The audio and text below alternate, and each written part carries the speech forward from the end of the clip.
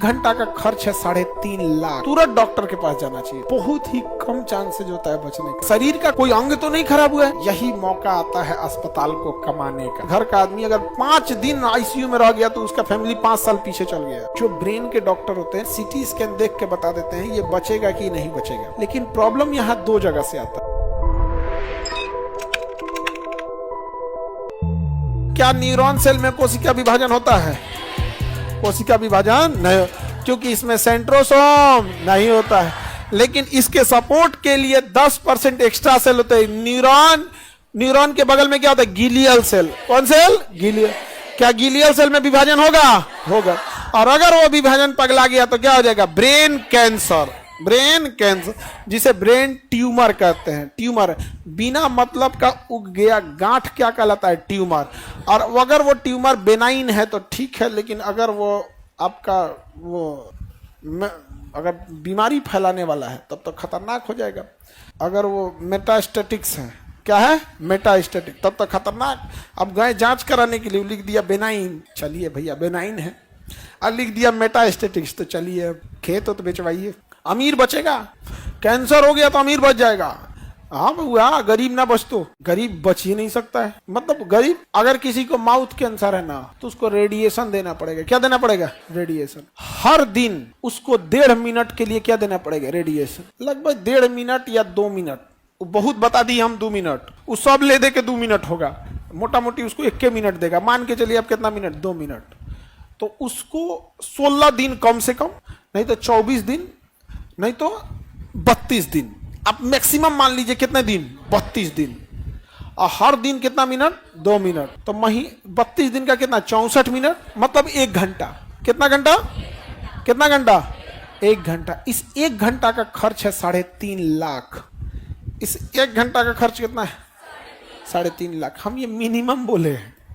हाँ, पैरवी उर्वी लगा के ऐसा पैरवी कर दीजिए यहाँ पे।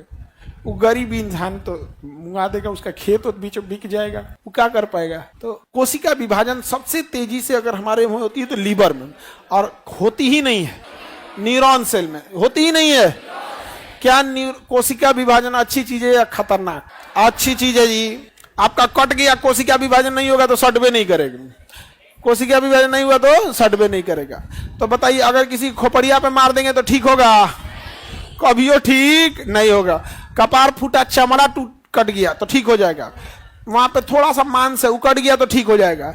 खोपड़िया फूट गया तो ठीक हो जाएगा। और अंदर गया कहानी खत्म। अंदर गया तो कहानी खत्म हो जाता है। और कई बार चोट लगता है तो अंदर ब्लड क्या हो जाता है? जम जाता है। अंदर ब्लड जम जाता है तो उसका सीटी स्कैन या एमआरआई होता है। तो डॉक्टर उसमें धब्बा देख लेता है, कहता है जा हेमरेज हो गया है। क्या हो गया? हेमरेज।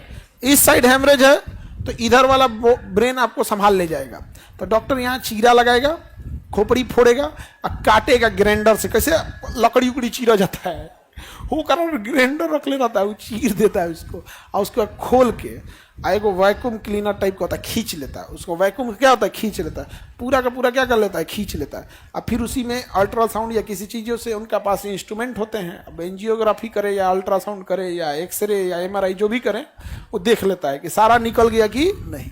तो इधर हो गया तो निकाल लेगा, इधर हो गया तो निकाल लेगा। कभी कभी एकदम सेंटर लाइन पे हो जाता है। कहाँ हो जाता है? सेंटर लाइन पे।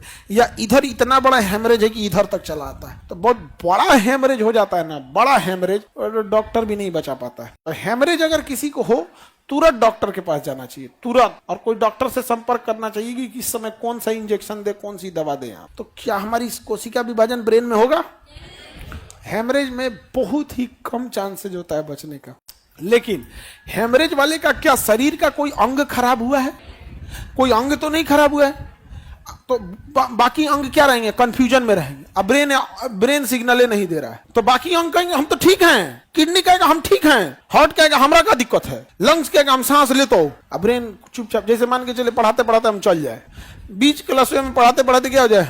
चल जाए। तो आप कंफ्यूजन में रहेंगे, अरे अभी टाइम है, अभी टाइम है। आप तब तक क्लास में बैठे रहेंगे जब तक आपका क्लास टाइम ओवर ना हो जाए। यही मौका आता है अस्पताल को कमाने का।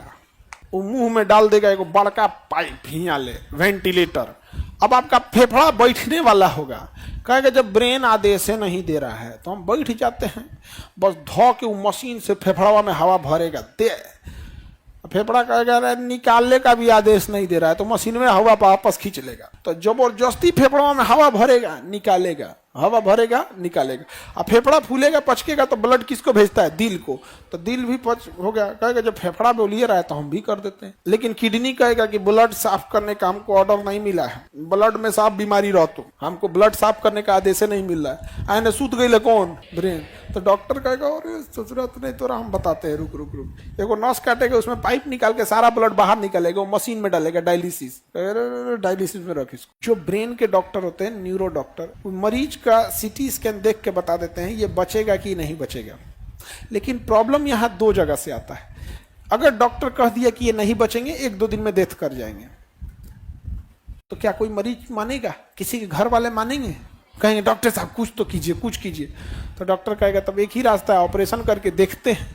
तो लगाएगा वेंटिलेटर और लगाएगा डायलिसिस मशीन, ऑपरेशन कर देगा, आप चुपचाप सुतल है। 15 दिन खींच सकता है, 25 दिन तक धक्का धक, 1 दिन का 1 लाख। आईसीयू सबसे महंगा होता है, दिल्ली उल्ली में है तो 1 दिन का 1 लाख, लखनऊ जैसे शहर में तो 50,000, पटना में तो प्रतिदिन 40,000।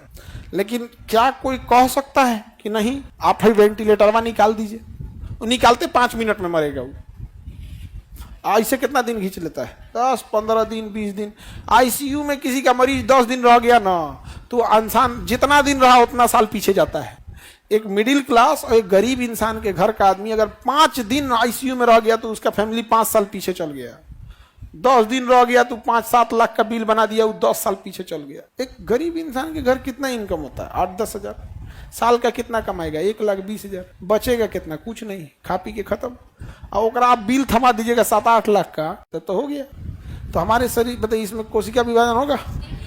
कोशिका विभाजन नहीं। कोशिका विभाजन अच्छी है या खराब?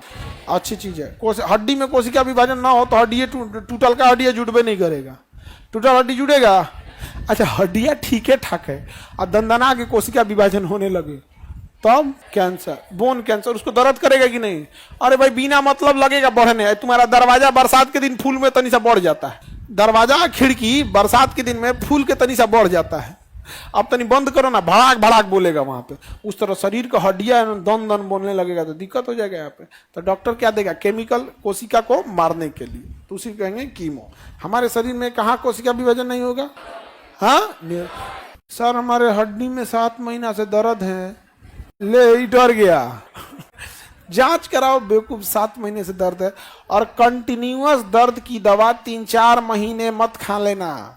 दर्द की दवा होती है 2 से 3 दिन के लिए, वो भी अगर ऑपरेशन नहीं हुआ है तब। अगर कहीं ऑपरेशन है ना तब 15 दिन तक किस चीज की दवा देता है? दर्द की दवा देता है। और हर हफ्ते आपसे ना किडनी का टेस्ट कराता है, KFT। जब ऑपरेशन होगा ना तो हर 10-15 दिन पे आपको किडनी फंक्शनल टेस्ट कराएगा, KFT। दर्द की दवा सबसे ज्यादा असर डालती है किडनी पर और कान पर। ढेर ज्यादा लंबा दर्द की खाने रहेंगे ना कंटिन्यूअस, किडनी जाएगा और थोड़ा सा सुनने में दिक्कत आने लगता है। हालांकि ये डॉक्टर लोग का अनुभव से है, कुछ डॉक्टर ऐसा बताते हैं, ऐसा कोई थ्योरेटिकल बहुत ज्यादा प्रूवन नहीं है। लेकिन किडनी पे बहुत स्ट्रेस पड़ता है। ऑपरेशन हुआ है तो मजबूरी है दर्द की दवा देना, ना तो चिल्लाएगा बाप बाप, क्योंकि 10-15 दिन लगता है उसको ठीक होने में। और 10-15 दिन तक 3 टाइम दर्द की दवा देता है, 3 टाइम बुखार की दवा देता है एकदम, तो आपको पता नहीं चलता है। और जितना ज्यादा दर्द की दवा देगा उतने आपको थकान और नींद आएगा। इसलिए जो ना ऑपरेशन हुआ रहेगा ना, देखिए खूब सुतेगा।